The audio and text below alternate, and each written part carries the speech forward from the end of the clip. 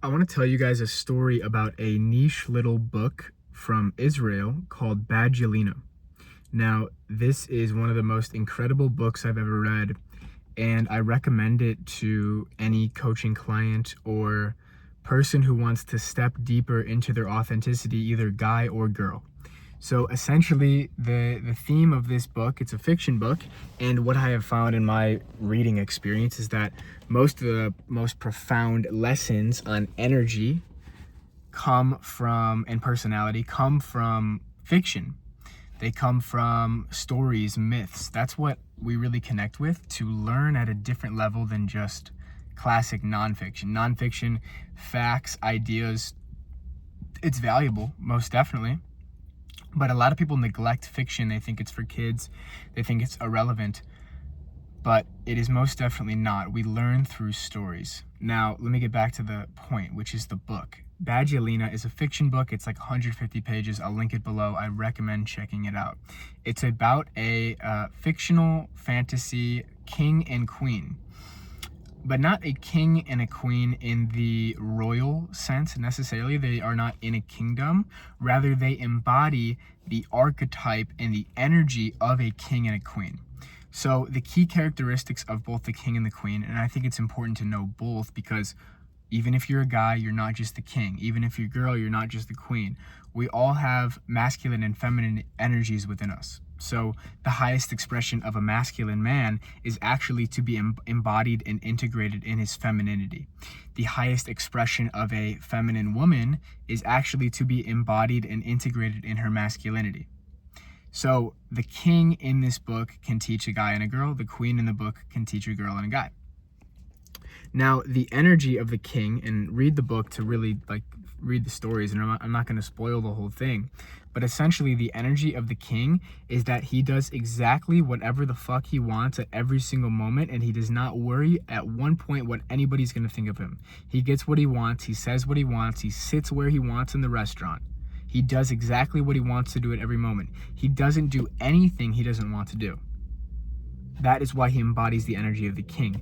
And it goes through many different stories to illustrate this point. The queen also is very interesting from an authenticity perspective, which is the point of this video.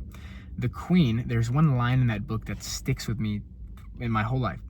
It's the queen, so the king and the queen go to this party, this dance party, essentially. And the queen instantly goes to the center of the dance floor, dances, everybody stares at her, and she never looks in the mirror once. Now, that part gives me chills every time. So what does that mean? The divine feminine, the highest expression of feminine energy, is beauty, radiance, authenticity, magnetism. The queen goes and sits in the middle of the dance floor and dances, and she does not look in the mirror once. So she doesn't look at herself. She doesn't worry about how she looks. And another interpretation of the mirror is that everybody is a mirror of you. So when you look into anybody else's eyes, they're reflecting you. Any insecurity you feel talking to anybody else is a mere reflection of you, which is a big part of authenticity, and maybe we'll try to circle back to that. But the queen never looks in the literal mirror that's in the dance floor to see how she looks, and she never looks in the mirror of other people's eyes to receive their validation. Now, I read this book last summer when I was traveling Thailand, and it became like my life philosophy to embody both of those energies at every moment. So I would ask myself, am I in my king energy? Am I doing exactly what the fuck I want to do at this moment? Am I saying what I want to say? Am I being who I want to be? And then I would go to a lot of parties at this time because I was actually exploring my feminine energy, I would say, because I had been so in my masculine my whole life, being a football player, quarterback, like business person. But I was interested in exploring this radical freedom. And so I would go to these parties and these raves in Thailand, and I would dance on my own. And my practice became, can I not look in the mirror? And the mirror became other people's eyes. If you go to a rave or a show, it's a very rare person that is just fully dancing for their own self-expression and not looking towards anybody else. So this is a little self-therapy you can do too, and a practice in authenticity that I would recommend any coaching client would be: go to a party, go to a rave, stay sober. That would be another challenge. Stay sober, just drink water, and dance like nobody's there. that's a very great test of authenticity. Now, let me come back to full circle to this point of authenticity. So those two energies, king, queen, they really help to illustrate this point. Now, I want to even bring it more practical into your daily life. And I can even bring it into this morning for me. So this morning I was getting ready to go to a coffee shop to like record this video and do some writing and different things like that. And I asked myself, what do I want to wear? I wanted to wear like this nice button-up shirt. I wanted to wear like cotton shorts. I wanted to wear these grounding shoes. I don't know if you could see them, but they're like grounding shoes essentially. And nobody wears these where I'm at. I'm in the suburbs of Illinois. People have commented on them before. They're like, what are those shoes? Like, are those Jesus shoes? What are those shoes? But I like them because they help me ground to the earth. They feel like free. And even as I'm putting on my clothes, I'm asking myself the question, I'm like, what are people going to think of this? For a second, it just comes in my head. It's that social programming. And so the inspiration to make this video came from that thought. And so what you can start to ask yourself is, every single moment you put something on to wear, are you doing it for you or are you doing it for somebody else? Every single time in conversation, are you staying true and in integrity with what you truly want to say? Or are you talking about topics that are irrelevant to you, just to basically you're wasting energy just to get along with somebody else? Can you speak truly on what truly is authentic and matters to you? So what are you wearing? Is it authentic to you? What are you saying? Is it authentic to you? How do you spend your free time? A lot of people spend their free time, sometimes like in a state of guilt, like, oh, I should be doing this. I should hang out with this person. Oh, it's Friday. I should go out. What would it look like to just tune into that inner voice and do exactly what you want to do in each moment? What would it look like to step into that king energy? Can you ask yourself as you're going about your day? And now if you have obligations and things that's fine. Like you have a job, it's part of it. But even within that job, can you stay in your king energy in some way? And if you stay in that king energy for long enough, you're not going to have that job anymore.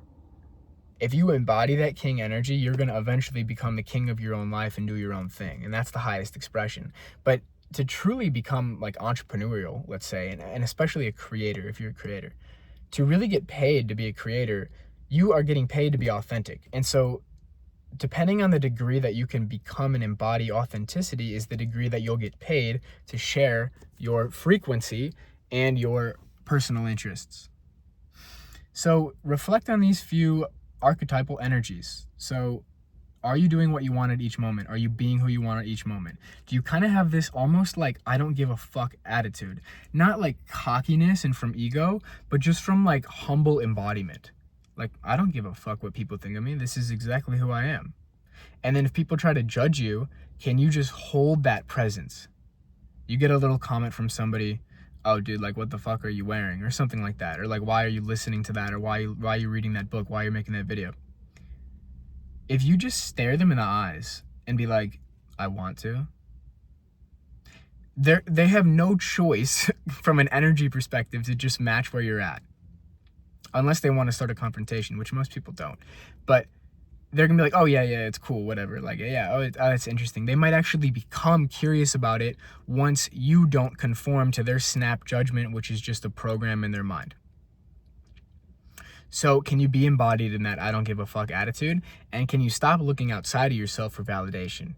You know when you look outside of yourself for validation. What do people think about me? How do I look in the gym? How do I look in the mirror? We all do it. We're human. But true embodiment and true magnetism and the people who generate the most attention are actually the ones that don't need it at all. And they don't look for it. So look at the queen energy within yourself. Look at the king energy within yourself.